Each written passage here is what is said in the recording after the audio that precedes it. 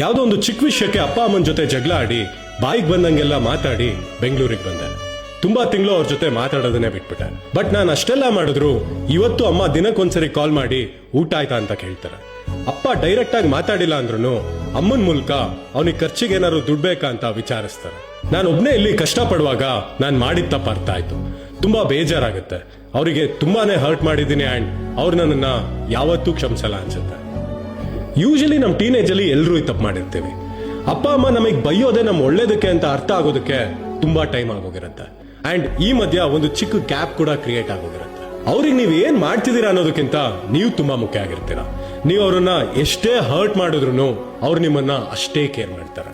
ಒಂದ್ಸರಿ ಅವ್ರ ಜೊತೆ ಕುತ್ಕೊಂಡು ಒಂದು ಸಾರಿ ಕೇಳಿ ನೋಡಿ, ಖಂಡಿತ ತಕ್ಷಣ ನಿಮ್ಮನ್ನ ಕ್ಷಮಿಸಿ ತುಂಬಾನೇ ಖುಷಿ ಪಡ್ತಾರೆ.